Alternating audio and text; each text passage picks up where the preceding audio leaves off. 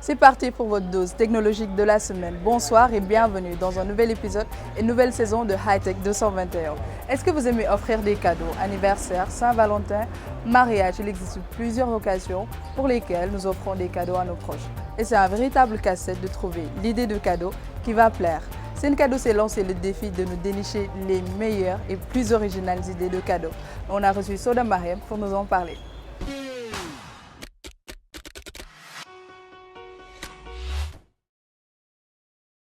On a remarqué que la plupart des gens ont vraiment beaucoup de problèmes à trouver un cadeau pour les gens qu'ils aiment, commençant par moi. Chaque fois que je veux trouver un cadeau pour mes proches, j'ai vraiment beaucoup de difficultés. Je scrollais sur Facebook, les statuts WhatsApp, je cherchais des sites et tout ça. Et au final, peut-être que tu trouvais plusieurs choses que tu voulais, mais sur plusieurs plateformes différentes. Et c'était assez compliqué de tout acheter partout. Donc cadeau, c'est d'abord là pour tout réunir en un seul endroit. Donc si jamais un client veut un cadeau, il peut juste aller sur cadeau. Il y a des rubriques très claires, selon que ce soit une femme ou un homme, un enfant ou un adulte. Peu importe en fait la personne à qui cette personne veut donner un cadeau, il peut trouver le cadeau sur cadeau très facilement. Aussi, on sera là aussi pour conseiller, gérer l'emballage, la livraison, etc. Donc c'est vraiment pour tout faciliter. L'autre aspect, à part le fait de satisfaire les clients, les gens qu'on aime, c'est le fait qu'il y a beaucoup de jeunes qui font de la vente en ligne sur WhatsApp, sur Facebook. Et leur clientèle, d'habitude, se résume à leurs contacts. Donc on fait en sorte de leur offrir un plus grand portefeuille client parce qu'on permet aux jeunes de vendre leurs produits sur cadeau. Évidemment, on vérifie tout le temps la qualité des produits, est-ce que ça répond vraiment aux standards, mais c'est une ouverture pour eux. C'est comme un accompagnement à la jeunesse. On est jeunes, on s'entraide. Il y a le fait aussi que sur le site, il y a des produits locaux. On valorise vraiment les produits locaux, la consommation locale. À part les jeunes qui travaillent pour le Sénégal, il y a des jeunes qui font de l'agriculture. Il y a des produits comme de la confiture de bouillie qui se fait exclusivement au Sénégal et nous faisons vraiment la promotion de ce genre de produits parce que c'est ce qui va nous permettre de nous développer. Je regarde juste autour de moi, je me dis par exemple si je voulais offrir un cadeau à mon frère, qu'est-ce qu'il voudrait selon sa personnalité, selon plusieurs choses. Donc à partir de là, on cherche nous, on fait la plupart. En fait, on veut faire le travail à la place du client. Donc, comme je l'ai dit, donc on va chercher des vendeurs un peu partout, les vendeurs les moins chers possibles. On va chercher la plus grande diversité de produits pour le client. Ensuite, on fait une sélection par rapport aux produits, la qualité, les prix, etc. Parce que ça doit vraiment être facile. Ça doit vraiment être à disposition du client en fait. Peu importe ton budget, tu dois avoir un cadeau, tu dois pouvoir trouver le cadeau qui te convient et qui va vraiment faire plaisir à la personne à qui tu veux le donner. Il y a une possibilité d'avoir des commandes vraiment sur mesure. Par exemple, si je veux donner un cadeau à mon petit frère et que je vais sur cadeau, je vais parler à un agent de cadeau, je vais lui dire que mon frère, il a 11 ans, il aime le football, il aime bouger, il aime sauter, etc. Et cadeau, on va essayer de proposer à ce client, en fonction de son budget et aussi des préférences de la personne à qui il veut donner le cadeau, une box vraiment sur mesure.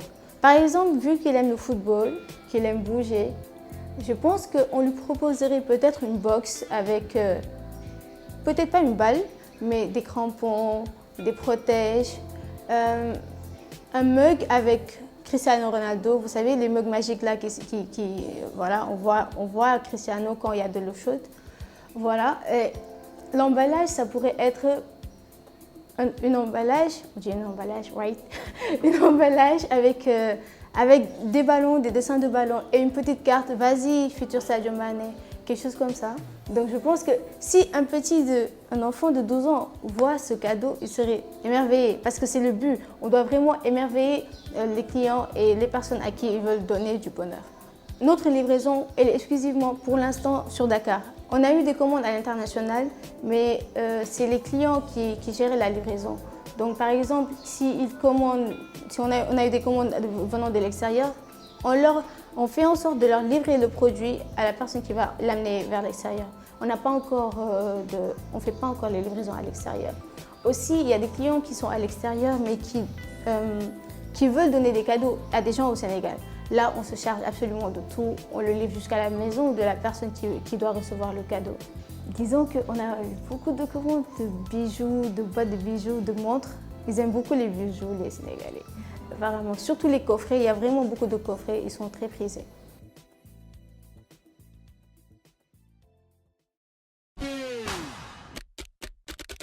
Si vous aimez quiz ou brand test, vous allez sûrement aimer AM Online. C'est un jeu purement sénégalais, créé aussi par un Sénégalais qui s'appelle Lamine de Paris. C'est un jeu culturel, mais aussi divertissant, qui est là juste pour nous amener un peu plus de culture générale. Je ne vous en dis pas plus, Lamine de Paris le fera.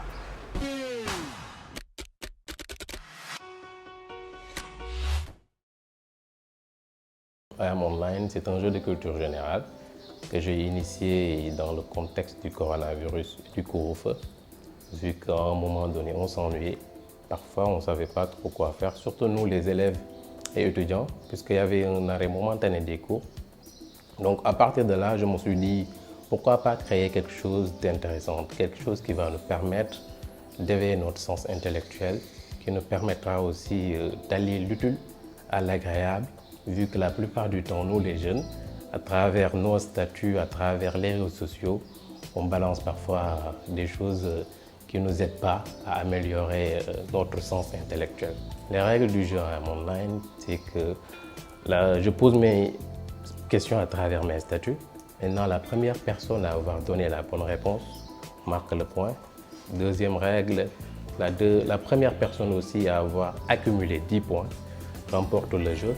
Et troisième règle, les fautes de frappe et les réponses imprécises sont catégoriquement refusées, histoire de mettre tout le monde dans le bon sens et pour qu'on puisse perfectionner notre culture générale et notre connaissance. On touche tous les domaines, le sport, littérature, la géographie, bref, tout ce qui touche au domaine de la culture générale, tout ce qui touche à la connaissance et au savoir.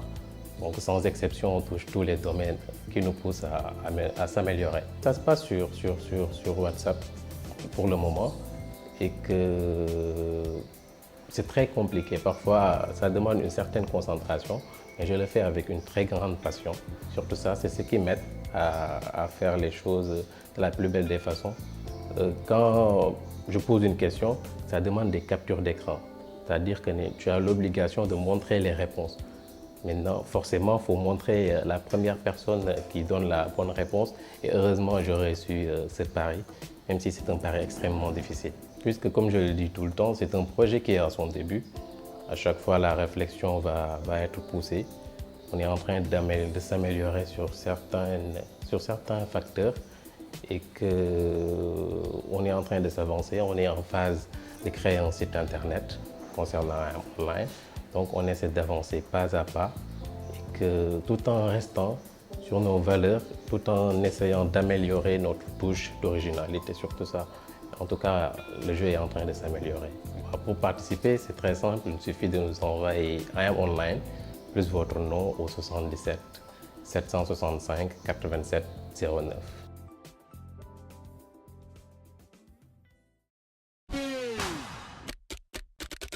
Vous avez sûrement reçu la dernière mise à jour de WhatsApp qui prévoit de partager vos données personnelles avec Facebook. Certains l'ont validé par réflexe, mais d'autres ont été plus réticents. Mais déjà, c'est quoi une donnée personnelle? C'est tout simplement une information relative à une personne physique qui permet de l'identifier directement ou indirectement. Je vous donne des exemples. Ça peut être un nom, une empreinte, une adresse postale ou IP ou encore une photo de profil. Pourtant, nous donnons toutes ces informations-là aux réseaux sociaux lorsqu'on souhaite s'inscrire sur leur plateforme. Mais cette dernière mise à jour a créé beaucoup de mouvements vers d'autres applications. Et vous, avez-vous quitté WhatsApp?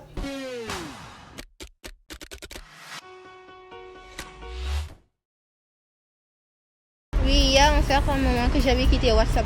Pour WhatsApp, personnellement, je n'ai pas eu ce genre de problème. Parce qu'il y avait des problèmes de vocaux. Parce que souvent, j'utilise WhatsApp afin de pouvoir véhiculer certains de mes textes ou bien certaines des vidéos que je fais souvent qui me permet de parler avec les groupes de travail que je suis en train de faire, qui me permet aussi de communiquer avec ma famille et tout. Ce jour-là, on avait du mal à lire les vocaux. C'est pourquoi je vais quitter WhatsApp pour aller télécharger Telegram. Record de téléchargement ces derniers jours pour l'application Signal et Telegram. Certaines célébrités ont même tweeté leur choix d'aller s'inscrire sur ces applications. De nombreux utilisateurs ont migré vers l'application Signal qui présente les meilleures garanties en termes de confidentialité. Quelle est selon vous la différence entre WhatsApp, Telegram ou Signal? Oui, je crois qu'il n'y a pas de grande différence. Moi, personnellement, je pense qu'il y a une différence. Par exemple, si je prends le cas de Facebook, eux, ils font partie des gens qui ne protègent pas leurs abonnés. Raison pour laquelle ces applications, je ne les utilise pas. Chacun utilise WhatsApp plus que Telegram. Donc après ces problèmes, j'ai préféré de télécharger Telegram, mais ça n'a pas marché comme WhatsApp. Sur WhatsApp, c'est plus actualisé. Sur WhatsApp aussi, on peut mettre des statuts, contrairement au Telegram. On peut parler, on peut échanger avec beaucoup d'amis en même temps. On peut faire des appels vidéo, on peut faire des messages en même temps. On n'a pas assez de crédit, mais si tu as la connexion, tu peux parler avec tout ton savant dans la famille. Et sur WhatsApp, je crois que c'est plus sécurisé. Parce qu'il y a des données personnelles que tu peux garder, tu peux sauvegarder et il n'y aura pas l'accès. Le chiffrement de bout à bout, c'est la clé de sécurité de toute application de messagerie. Ceci permet de coder votre conversation de façon à rendre impossible leur lecture par les serveurs, ce qui renforce ainsi la confidentialité de vos données. Selon vous, comment Facebook va utiliser vos données personnelles? Facebook ne protège pas au fait, ses abonnés. Pourquoi? Parce qu'à travers Facebook, on note beaucoup de piratages. L'utilisation de ces données personnelles, cela me pose un peu problème, c'est-à-dire que cela ne me permet pas d'utiliser Facebook comme il le faut. C'est pas quelque chose d'avantageux sur l'utilisateur. Voilà, et c'est à déplorer au fait. Parce qu'on ne peut pas exposer nos données personnelles comme ça sur Facebook. La publicité, c'est la grande cause des traitements des données personnelles. Ces données permettront de cerner encore mieux les profils d'utilisateurs sur toutes les plateformes des entreprises achetées par Facebook. L'objectif est de proposer de la publicité ciblée et de rentabiliser la messagerie gratuite. Facebook est connu pour ses nombreux scandales sur le traitement des données personnelles. C'est ce qui explique toute cette problématique autour de WhatsApp. Mais si aujourd'hui vous décidez de quitter l'application, pour cette raison, pensez à faire de même pour toutes les plateformes que détient Facebook, à savoir Instagram, Facebook et Messenger.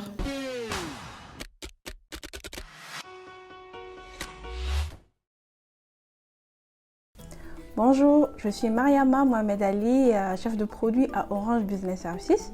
Aujourd'hui, je vais vous présenter la nouvelle solution Dessert optique.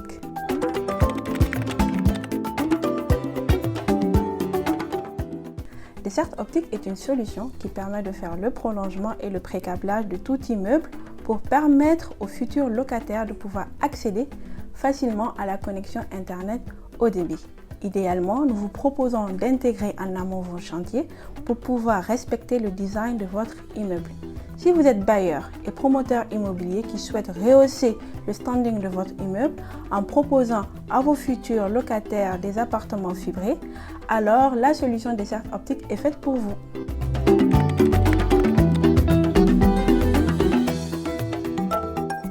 Avec Dessert optique d'Orange Business Services, vous allez bénéficier d'une installation fibre fiable et pérenne, d'un contrôle efficace sur vos coûts et délais d'exécution, avec un accompagnement professionnel bout en bout à chaque étape de votre projet.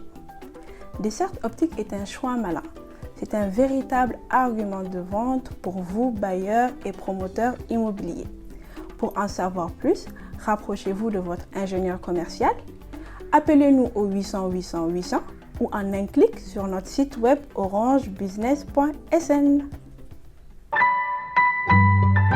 Orange.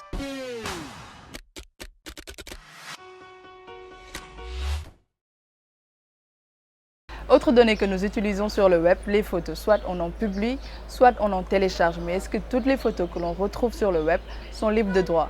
Pour en parler, je reçois Aldi Diaz, photographe. Aldi, bonjour. Bonjour, ça va? On est très heureux de te recevoir. Merci. Bienvenue dans le plateau de Hightech 221. Je vais te laisser d'abord te présenter à nos chers téléspectateurs. Moi, je me présente, c'est Aldi Diaz, je suis artiste photographe et entrepreneur basé à Dakar. Super. Alors Aldi, aujourd'hui, si je te demandais, c'est quoi une photo libre de droit? Une photo libre de droit, c'est une photo qu'on peut utiliser sans pour autant payer des droits d'auteur en fait, aux propriétaires. Aujourd'hui, est-ce que sur Google ou sur les réseaux sociaux, toutes les photos sont libres de droit? Pas du tout, pas du tout.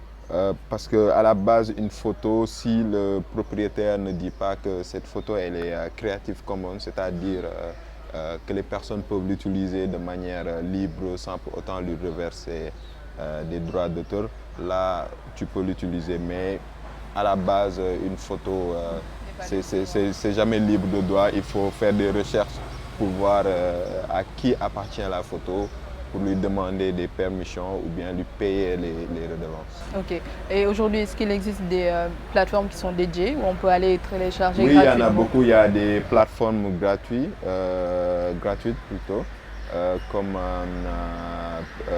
Pixabay et autres, mais il y a aussi des plateformes payantes plus connues comme Shutterstock, Getty Images et iStock et plein d'autres plateformes.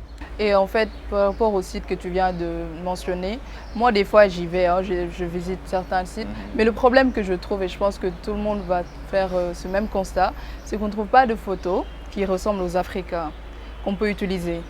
On trouve plutôt des photos européennes.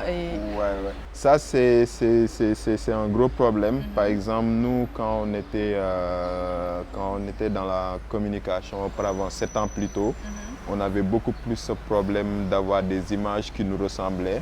Mais je trouve que petit à petit, avec les mouvements qui se créent et tout, on a de plus en plus des plateformes qui proposent des gens qui nous ressemblent et maintenant ils prennent en compte du fait qu'il faut mettre des Noirs ou mettre des Africains et trucs. Mais auparavant sur les plateformes, tu avais que la misère quand tu tapais Sénégal ou Afrique pour avoir. Ouais, tu trouves juste des paysages en fait. Mais après, ce qui est difficile, c'est d'avoir des jeunes qui prennent des initiatives pour vendre des photos sur Internet. Et après, ce qu'on gagne dessus n'est pas trop. Ça n'encourage pas beaucoup les gens à vendre les images sur les plateformes là, parce que la plupart des gens qui les vendent en Europe et autres, ils vont faire des voyages parce qu'ils ont beaucoup plus d'accès à faire. C'est beaucoup plus accessible de voyager, de faire des trucs et d'avoir des gens signer avec eux des contrats pour pouvoir vendre. Il y a des gens qui vraiment gagnent beaucoup d'argent sur ces plateformes. On ne va plus parler des photographes, mais on va venir sur le côté des utilisateurs. Si aujourd'hui un utilisateur télécharge une photo, même si elle est libre de droit, où sont en fait ses limites? En fait, à la base même, un utilisateur n'a pas le droit d'utiliser la photo de quelqu'un, à moins de lui demander. Et même s'il voit que c'est libre de droit, il faut qu'il mentionne la personne. Mais il y a toujours, même si c'est libre de droit, il y a souvent des limites en fait. Par exemple, on peut te dire que cette photo elle est libre de droit. Tu peux acheter la photo et on te met des limites. Par exemple, que si tu utilises la photo plus de, par exemple sur un livre à plus de 50 000 exemplaires, tu dois payer des redevances de temps. Quoi.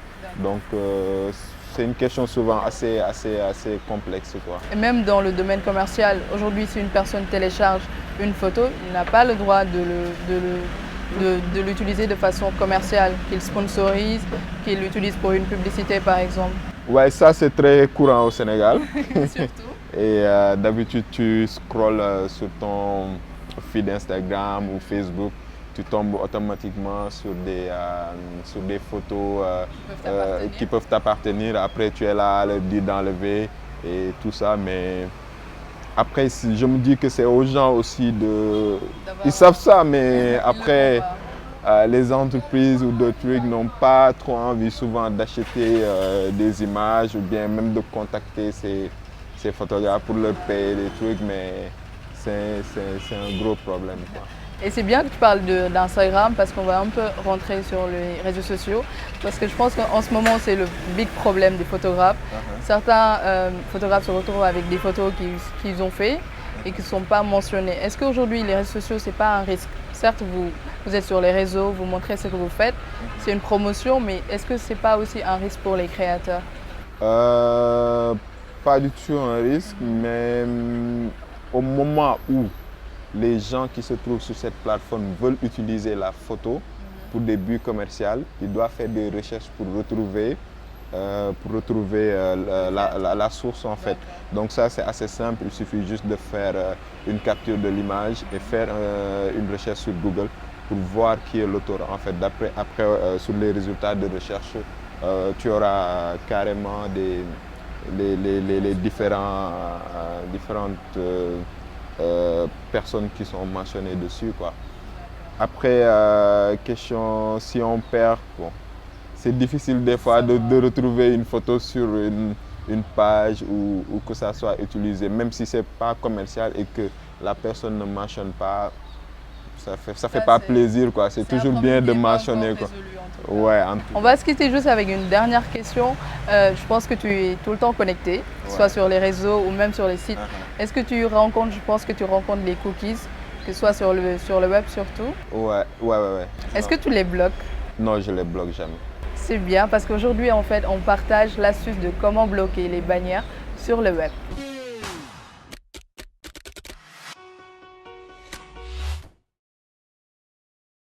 Depuis la mise en place du règlement général sur la protection des données au sein de l'Union européenne, les internautes ont vu fleurir sur les sites web des bandeaux leur demandant leur consentement pour déposer des cookies sur leur machine pendant leur navigation. Et s'il existe plusieurs astuces pour supprimer l'affichage des cookies sans sacrifier votre vie privée, la mise en place n'est pas toujours simple, notamment sur mobile, et très souvent les utilisateurs les acceptent pour tout simplement fermer ces fameuses bannières. Commencez par télécharger Hush sur votre iPhone ou votre Mac. L'utilitaire dont le code source est disponible vient s'intégrer directement dans Safari.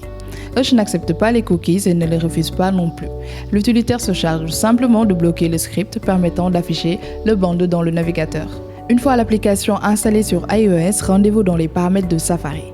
Puis au sein de la section générale, entrez dans le menu bloqueur de contenu et activez Hush. Vous ne devriez désormais plus voir s'afficher les cookies qui monopolisent souvent tout l'écran. Sur macOS, dès que l'extension Hush est installée, Safari affiche un bandeau indiquant sa présence. Cliquez ensuite sur le bouton Activer l'extension pour activer Hush dans Safari. Vous pourrez également activer ou désactiver l'extension en vous rendant directement dans les paramètres de Safari, puis en activant Hush depuis l'onglet dédié aux extensions. Depuis que l'on vit avec le Covid, je suis effrayée à l'idée de passer le test PCR. Mais je sais que je ne suis pas la seule. Fort heureusement, il existe une solution technologique qui permet maintenant de savoir si un individu a le Covid sans même passer le test et 7 jours à l'avant. Et cette solution n'est nulle autre qu'une montre connectée.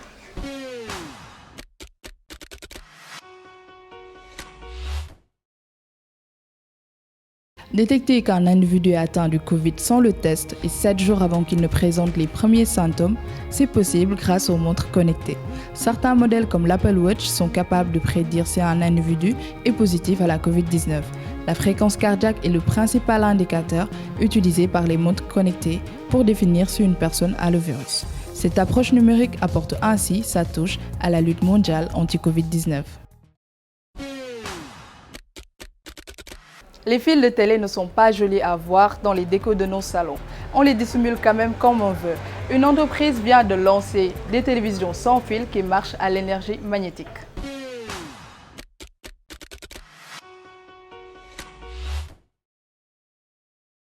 Lors de la scène mondiale de l'innovation, le concept d'une société russe s'est fait remarquer en présentant cette magnifique télévision sans fil.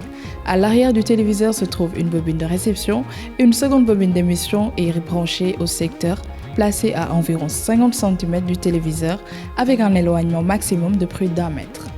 Le seul hic est qu'il n'est pas possible d'alimenter de grands écrans, ainsi le concept est limité à 40 pouces de diagonale.